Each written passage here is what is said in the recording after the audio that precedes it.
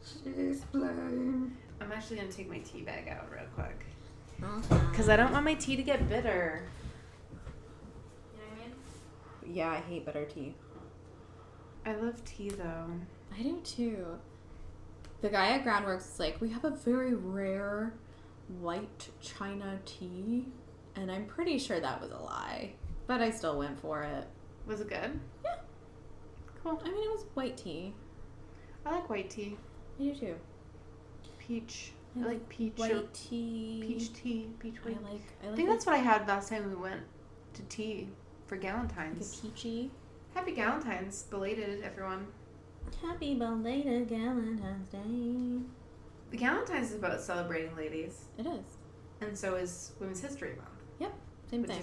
Which is March. This month. Galentine's should be in March. You know what? It really should. I get why it's not. Yeah. But I think I would like it in March. Maybe but then it's- I personally wouldn't, just because like my birthday is in March and that's just too much for me. It's too much. Yeah. It's actually, I think it's okay that it's in February. Yeah. Because it's like, yeah, celebrate your love, but also celebrate your lady love. Your other love. Yeah. I prefer, like, I look more forward to Valentine's Day than I do Valentine's Day. I mean, I don't, what's Valentine's Day? I don't know. Speaking of things that we love, We've got some ladies. let's talk about some people that inspire us. Okay, I can do that. Who are you inspired by? Well, few people. Someone that I love and inspires me is Rebecca Nangle. She is a two-spirit citizen of the Cherokee Nation. Two-spirited refers to a person who is both a masculine and feminine spirit and is used by some First Nations people to describe their sexual gender and or spiritual identity. So I see here that another way to describe it is as someone who fulfills a traditional third gender role. There's a documentary that they made, I think 4 years ago, maybe 5 years ago, that goes into two-spirited First Nations. It's a really interesting documentary. Everyone should watch it. What I love about Rebecca is that she is an anti-rape organizer who focuses exclusively on Native people. And in 2013, she created the Monument Quilt, which I don't know if you've heard about that, but it's an ongoing collection of stories from survivors who have been sexually assaulted or abused. And 1,700 people have contributed. It's been displayed in 28 cities, and it would span a mile long, and it spells not alone when it's like totally spread out. She's contributed to a lot of news outlets, different organizations through writing. What I especially appreciate about Rebecca is that she is quite critical of Elizabeth Warren and Elizabeth Warren's relationship with the Indigenous people of America, because Elizabeth Warren identifies as Native American, but I think that there's been some animosity between Native Americans and Elizabeth Warren, and Rebecca is just very outspoken and she's quite educated on the topic. What I like about that is that it's really difficult to speak out against somebody who is such a feminist icon for a lot of people and talk about where she feels we could all be doing better, but especially where this person could be doing better. It's really hard to do that. Yeah.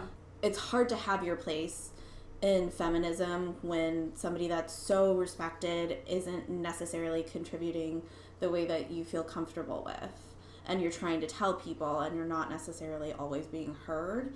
But she is like trying very hard. Yeah. And it's just like, especially with Indigenous women, it's so hard to have a voice in America and then to continue to speak out and find your voice. It's really admirable. Yeah. Little information about Indigenous women. They are 2.5 times more likely to experience sexual assault and rape than any other ethnic group in the U.S., which I didn't know about until today. There is the Violence Against Women Act, which was reauthorized in 2013, and it had an amendment to add protections for Native American women. It gave tribal nations the power to prosecute non-tribal members for domestic violence, but that's only for domestic violence. So if you are a tribal member, if you're a woman and you are sexually assaulted by somebody who is a non-tribal member, there's nothing that can be done. Mm-hmm.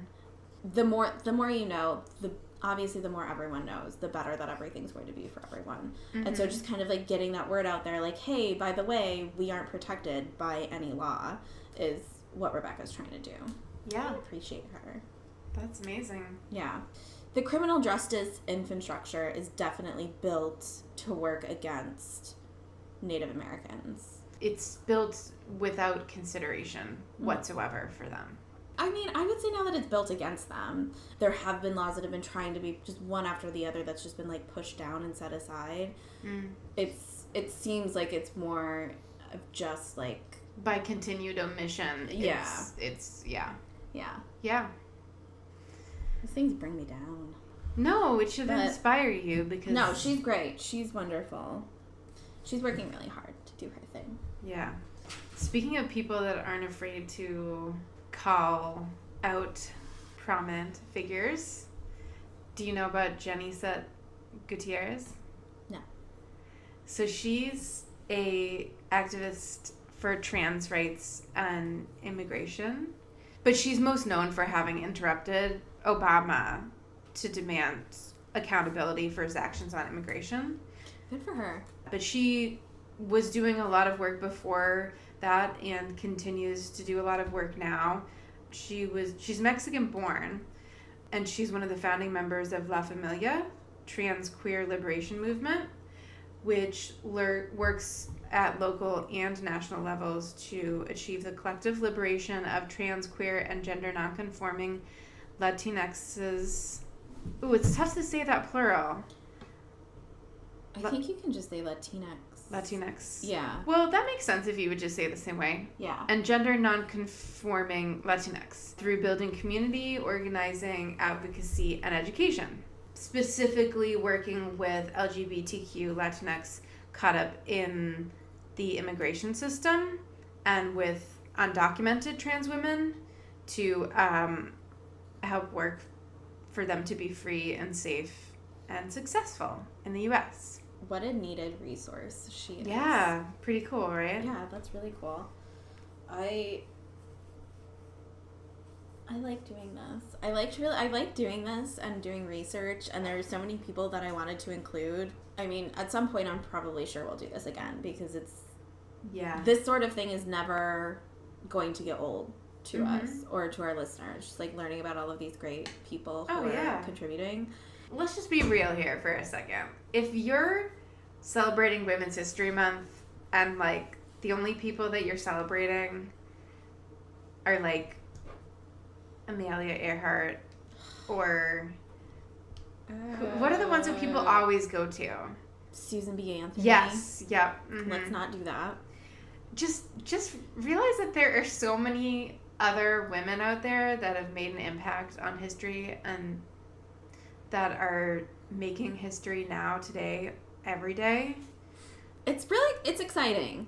When I read about these women, I get so excited about the things that they're doing and all of the things that they're accomplishing for a better future. I get a little emotional about it, you guys. Yeah.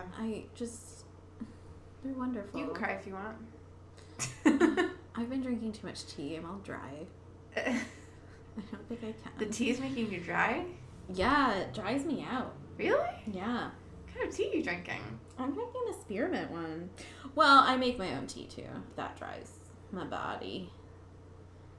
I love can't tea. produce tears. When I drink tea, I just have to pee nonstop for 4 hours after. Yeah, I do a lot of peeing. But it's good. I feel like I'm flushing things out of my system. It's like cleansing. Yeah. Do you want to tell me about someone else? Sure. I'll tell you about Sandy Ho. She is on the advisory committee for the Disability Intersectionality Summit, And what that is, it's a one-day conference that centers on the experiences and knowledge of multiply marginalized disabled people, such as queer disabled people of color, undocumented transgender disabled people, or formerly incarcerated disabled people, among others. I really was drawn to the formerly incarcerated because I feel like that is definitely a group, a marginalized group that doesn't get enough attention. Speaking of which, side note, I was looking for charities because you know how people are like doing charities on Facebook now for their birthdays. I was looking for one, and I really wanted to find a charity that donates or somehow provides menstrual products to incarcerated women, and I could not find any. Really? Yeah, there was one that I knew of at one point, and I looked it up, and it had been shut down. Oh, no. Yeah, I just Wow. couldn't find any. It was such a bummer. That is a bummer. It broke my heart a bit. Someone out there can start one up. Back to Sandy. So she is a queer Asian American woman who is hard of hearing, and she uses a wheelchair, and she has brittle bone disease. She really works hard to make a space for these marginalized groups of people. I think that's cool. Yeah. What a lady. What a lady. What a lady. Do you have anybody else? Yeah. I think Stacey Abrams is really cool. She's been in the news recently because she's making history in politics. And she just filed and qualified to run for governor in Georgia. And she's the first African-American woman to qualify to run for governor in Georgia. That's huge. There's never been an African-American woman governor of any state in this country. So if she wins, she'll be the first. And obviously the first of Georgia, but she'd also be, I think she'd be the first female governor of Georgia as well. Wow. So she has like all these firsts that she's going for. But even if she doesn't win this race, she still can claim to be the first woman of either party in the Georgia General Assembly, and also the first African American to lead the Georgia House of Representatives. And Georgia is still considered a red state, so that's a pretty big deal. That is a big deal. Yeah.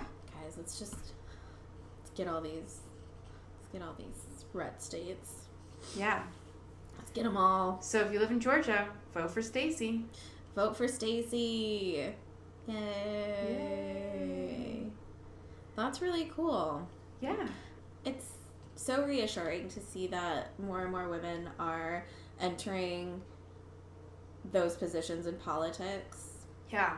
A lot of shitty that stuff. They're winning the races. Yeah, came out of the 2016 election, and now we're on the upswing. Yeah, we're on the upswing. Right? It's getting better. I really feel like it's getting better. I mean, because people are paying more attention. Happening, but yeah, people are paying more attention, and it's not that they care more, but I think that they're recognizing that they can do more. Yeah. Oftentimes with politics, you feel powerless. So powerless and so lost.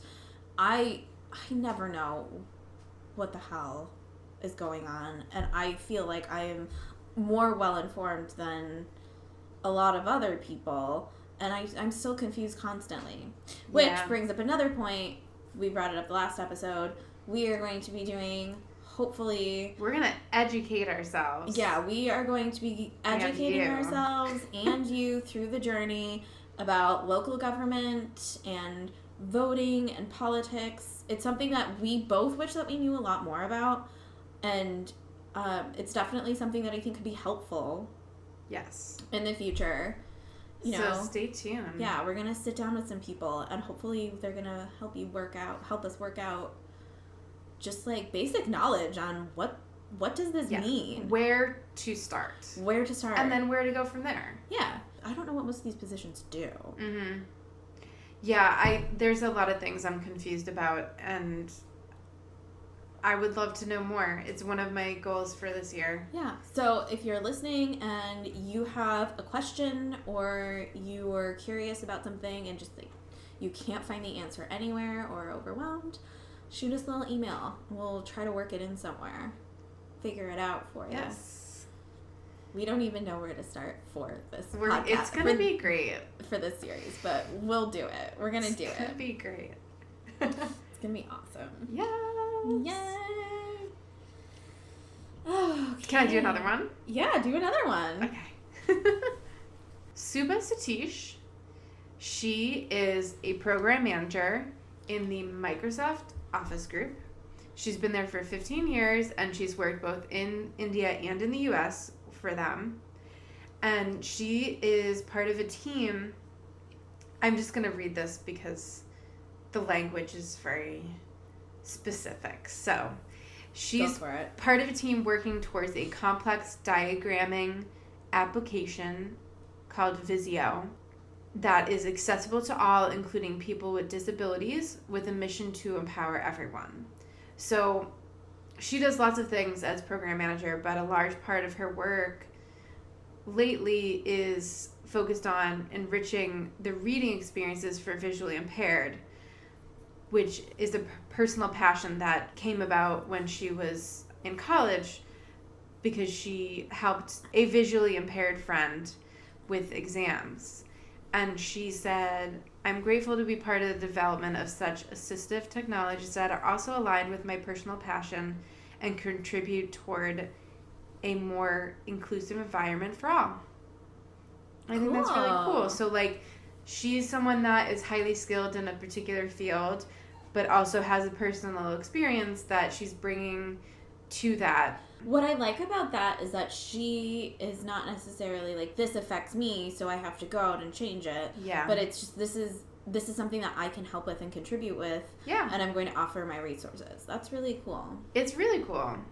These women are just so cool. I know. Do you have a cool one you want to tell me about? I do. Do you remember Frances, her speech at the Oscars, where she, the famous inclusion writer? Well, I want to talk about Kalpana Kodagal. She actually wrote part of the inclusion writer. She wrote it with Dr. Stacy Smith and Fanshan Cox Giovanni. She is a lawyer. She's a partner at Cohen Milstein. And there she's on the chair of firms for hiring and diversity. She likes to focus on investigation and development of new matters for civil rights and employment practice groups. Like, the inclusion rider is very important. That is a clause that an actor can insist be inserted in their contract that requires cast and crew on a film to meet a certain level of diversity. So right now, like, speaking characters on film, only 31% of them are female. Only 4.2% of directors are women. And then 29% of the speaking characters were non-white. This is, I think, last year. And 2.7% of speaking characters were depicted with a disability.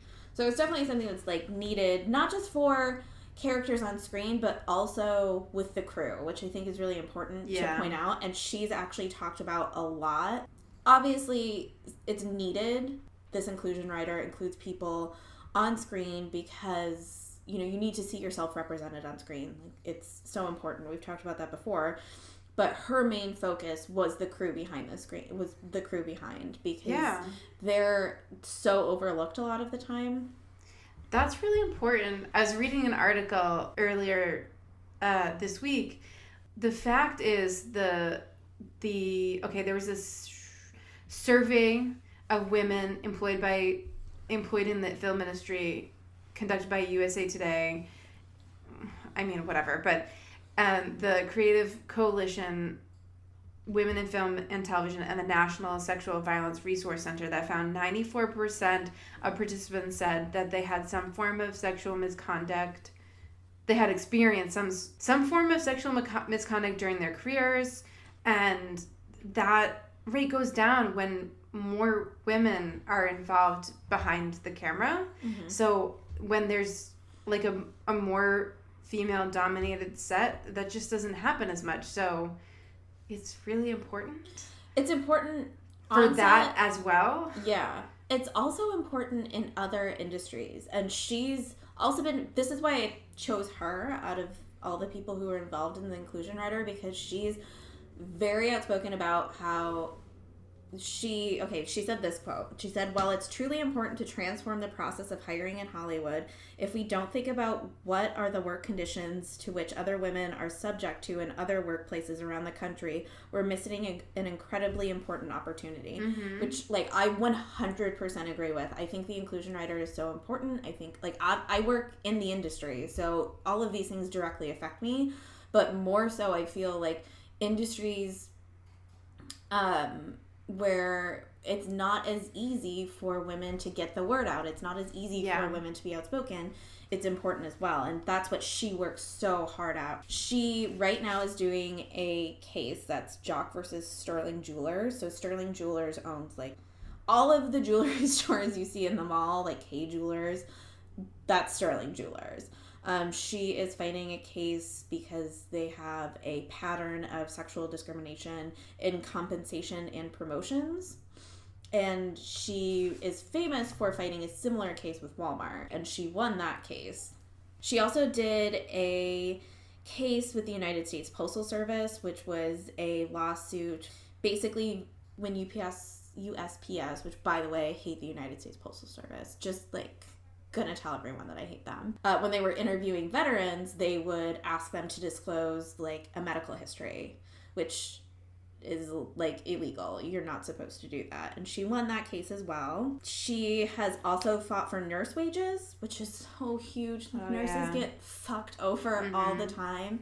And basically what was happening was that their time cards were being changed so that they wouldn't be compensated fairly because, like, hospitals couldn't afford it. What? And so she fought that case and she won that case. And she's also currently working on a case where she's representing transgender beneficiaries of federal health insurance who have challenged the denial of transition-related care as discriminatory. So anything that's related with transitioning, if you deny it on, like, your claims, like, she's fighting a case to make that actual discrimination, which it's crazy that it's not, but not crazy. It's unacceptable. Yes. Her parents were immigrants from India, and they settled in Ohio, and then she moved to Ohio. She was born there. And, this was a fun fact that I didn't know. The person that introduced her to Dr. Stacey Smith was Anita Hill. Like, they're friends, and she just introduced them all, and then they created the inclusion rider. She's a cool lady. She's pretty cool. Out there doing it. Yeah, it doesn't stop at the actresses that you see on screen. It doesn't. So much behind that. I just wanted to, like, talk about all the other cool things that she's doing because she's really out there, like, fighting for people who are just not represented at all and being treated unfairly. Yeah. What a lady. What a lady. That's our new phrase. What a lady. How ladylike of her. What a lady, what a gal. What a gal. Like, I like that as the definition of ladylike. Me too. Let's redefine ladylike. I hate that word so much. I hate it. To me, it means, it's like a term of behavior policing. Mm-hmm. Like, my mom would always use it if I would, like, burp or something. She'd be like, that's not very ladylike. And I'd be like, who said I was a lady? Yeah, Mom. I mean, like, are you saying that same thing? Are you saying ladylike to my brother? Like, can't you just say that's rude? Yeah. Why does it have to be associated with the gender? Yeah. Like, is it rude because I'm a woman? I did have a boyfriend break up with me one time because I wasn't ladylike. That's a both there. Yeah. He was a piece of work. What a fun person he was. He was the worst. He was the actual worst. We don't have to go into that. No. Yeah, so let's redefine ladylike. Yeah. All of these women are ladylike. They're doing incredible things and helping other people. Yeah, do you want to hear about another ladylike lady? Yeah. Our refined definition. Mm-hmm. So, Kate Germano is really cool. I don't have a particular interest in military. I actually, like, kind of, like, don't like it at all. So sometimes I sort of ignore. I don't read a lot of news about it because it's kind of just something, like, I don't want to think about that. It's not something I like reading about. But it's part of our country, it's part of our culture, and there are a lot of women in our military who face some really big barriers. Oh my gosh. Huge, yeah. So Kate Germano retired from the Marine Corps in 2006 as a lieutenant colonel after being removed from her command of the 4th Recruit Battalion. So the Marine Corps claimed that she created a toxic command climate and tried to publicly shame her as a poor leader. And this article used the words unhinged woman in the press. That's what they were, like, the picture that they were trying to paint of her when they removed her. As it turns out, she was removed because what she was doing when she was in that position was pursuing higher performances from the female Marine recruits. So she raised the expectations and standards to which they were trained, and she lowered injury and attrition rates. In just a year, both recruits and Marines in 4th Battalion were performing the best they ever had.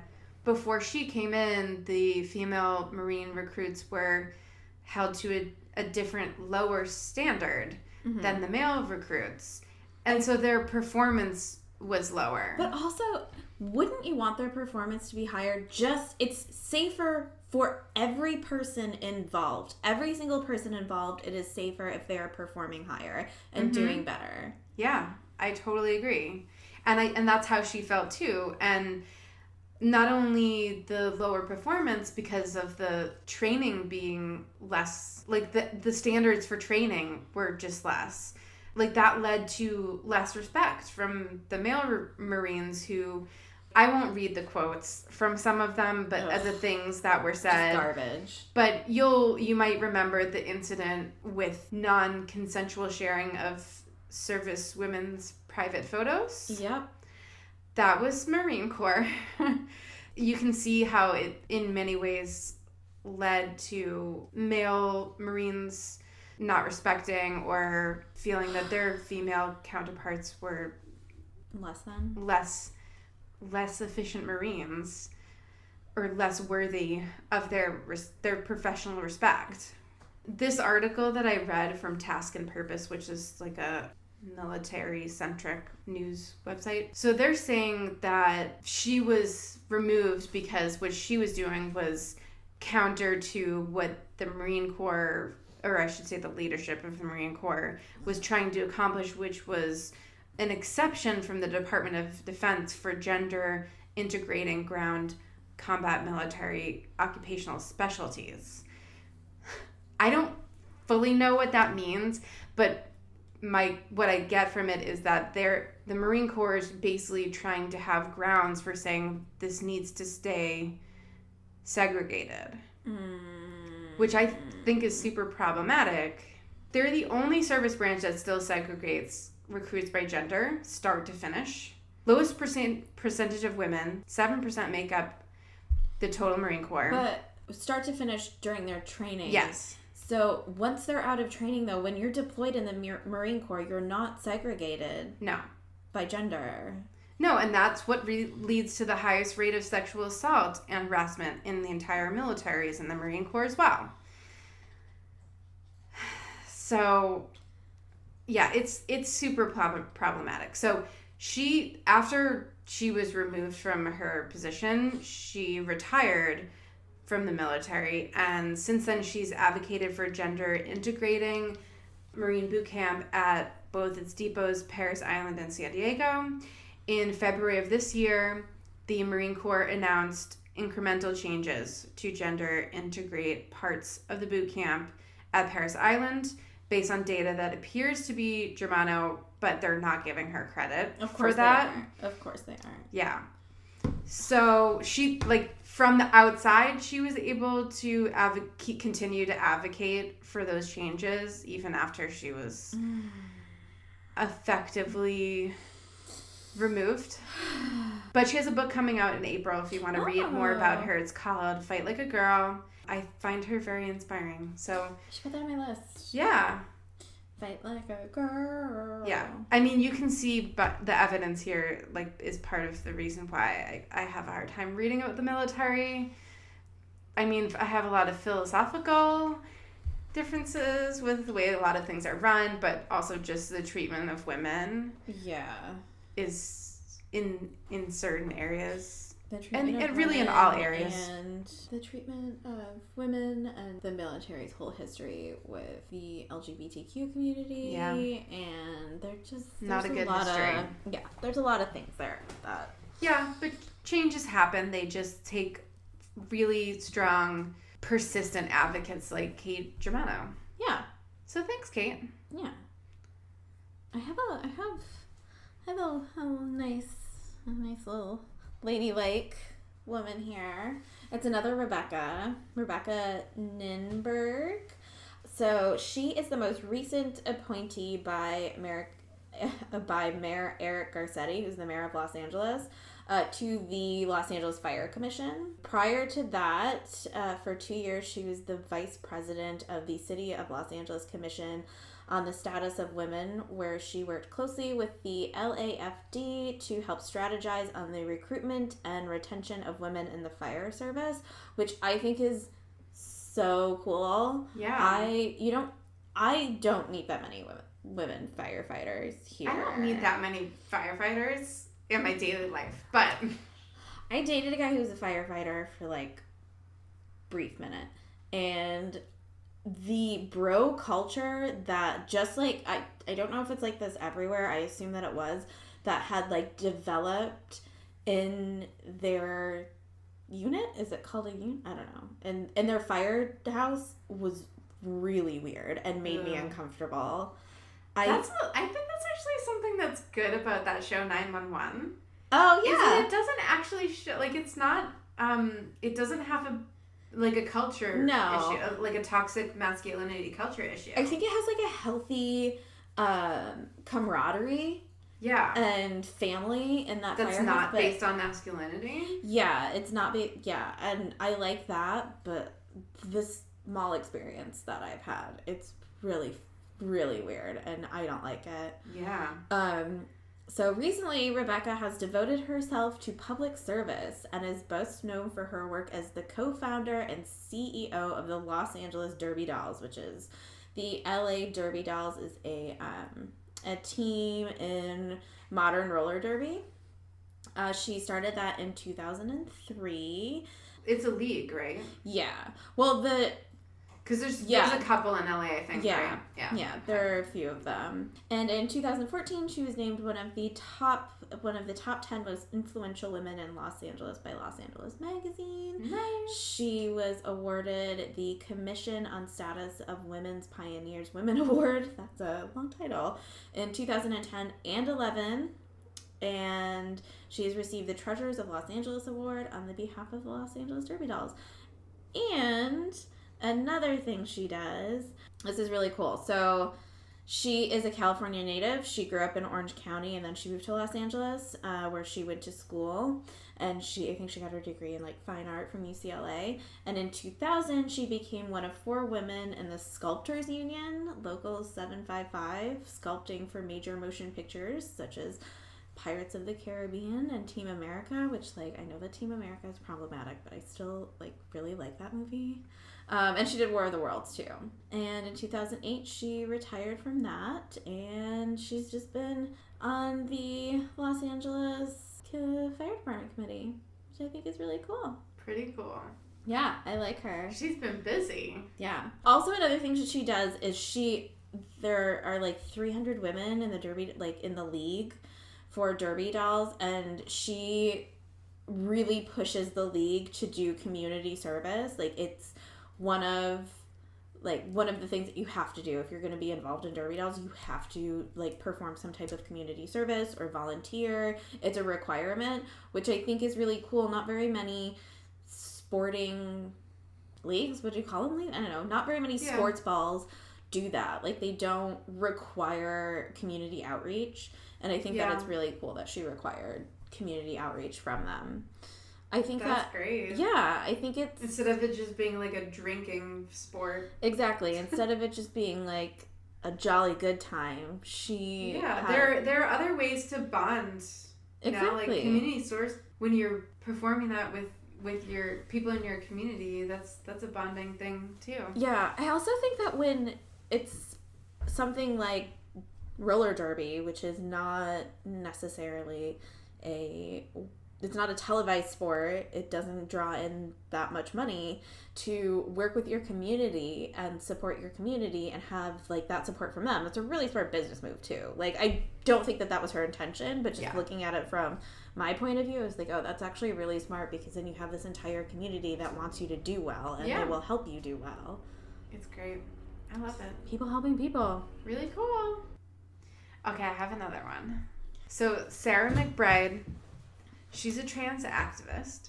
She's the National Press Secretary for the Human Rights Campaign, and she's probably best known for her historic address to the Democratic National Convention in 2016, and she's been a pretty vocal voice of opposition to the current administration, which is really important, of course, but I just wanted to share a little quote from her talking about the work that she does. She says, "Whether it's passing more inclusive laws at the state and local level, or opening hearts and changing minds through storytelling, creating space for families, workplaces, and faith communities to welcome an LGBTQ loved one. When you know someone's story, it becomes much harder to hate them." And I really liked that. I like that too. It's true. So I think one of our goals of this 2-part episode series couplet, what do we call them? Is to just give you an opportunity to get to know some women that are making an impact on their communities and the broader community of our country. Some even the world. Even the world. Yeah. And I hope that you've learned at least one small thing on your journey with us. What did you learn today? I learned a lot. I learned a lot too. Yeah, I actually have one more. Ooh. It's a special one. Ooh. Oh, okay. Have you ever heard of a little lady called, who's very ladylike, Dolly Parton? Yes. Okay. Well, the reason why I'm going to bring up Dolly is because, not for all of her wonderful contributions to the music industry, but for Dolly Parton's Imagination Library. It's really cool. It's so cool. Do you have all the details? Because I think we've talked about it before, but this time... I do. This time it's in detail. I'll read this from her website. So it gives kind of a picture. In 1995, Dolly Parton launched an exciting new effort, Dolly Parton's Imagination Library, to benefit children of her home county in East Tennessee, USA. Dolly's vision was to foster a love of reading among her county's preschool children and their families. The new program gave each child a specially selected book each month by mailing high-quality, age-appropriate books directly to their homes. Dolly wanted children to be excited about books and to feel the magic that books can create. Moreover, she could ensure that every child would have books regardless of their family's income. Since its launch, Dolly Parton's Imagination Library has surpassed many goals and milestones. National replication, which started in 2000, allowed more communities to adopt the program. Statewide coverage was established in Tennessee in 2004. Furthermore, international growth provided expanse in Canada, the United Kingdom, and Australia. Today, Dolly Parton's Imagination Library sends more than 1 million books per month to children around the world, inspiring them to dream and learn and care and be. That's so sweet. I love that. So I think what you would do is you can go onto her website. I don't know what the age range is. I'm pretty sure that it's still preschoolers or littles, but you can go and you can sign up and you just put your information in, your child's information in, and they will send your baby a book every month. And I love that. I think that's so cool. I love books because they're the one thing that, like, they're not like toys where eventually they'll like break and be done. They're the one thing that can just like keep going and going forever, as long as like, you know, it's obviously They don't run out of batteries. Yeah, I think they're just this wonderful thing that keeps on giving. And literacy is very important. Totally. Super important. And like, it's not easy for everybody to just like go to the library all the time with their kid. It's not easy to, you know, stop at a bookstore. It's hard. And so, especially if you have multiple children. And Dolly is just out there making it easier for all those parents out there. You go, Dolly. We love you, but you know that. You know that. It's just another way that she's a delightful angel. She is. We don't deserve her. No, Dolly. Dolly Parton. I'm so glad we learned so many new things today. Yeah. I'm glad that we redefined ladylike. Me too. I think I'm ready to take that word back. Yeah. Let's take it back. Act like a lady. Ladylike. That's the kind of lady I want to be. Like all of these amazing women. Me too. I'm inspired. I'm inspired. I'm gonna write a song about it. I probably won't do that. No, I'm not gonna do that. I don't write songs. Well, I think that concludes our history lesson for today. I hope you guys enjoyed it. Well, our it's not really history. It's happening now. It will be history. Our future history. Yeah. Well, technically anything that happened before this exact moment is history. Yeah. So it is history. Yeah. Mm-hmm. Unless you travel back in time. And then I think it gets a little murky. Yeah, I mean, like, I feel like it's still history, even if you travel back in time, because I don't think that time is linear, and we don't have to go into that right now. We probably shouldn't. No. I tried explaining this. For more on that, you should check out our time travel podcast. Yep. I was going to try to come up with a funny name, but it didn't happen. It's fine. I was like, brain, just do it. And it was like, nah, I'm sleeping. I'm taking a nap. Yeah, my brain's asleep too. I did try to explain how I feel about time and time travel and different paradoxes to my assistant recently, and he was blown away. Once again, he was most likely high the entire time, but he was blown away by it. So, what if he was a time traveler? If he was a time traveler and like every time you went back in time, it damaged his brain a little bit? Yeah. That would make so much sense to me. I could let a few more things pass if that was the case. All right. Okay. Thanks for listening, you guys. All right. Go out there and act like a lady. Be ladylike. SheSplain.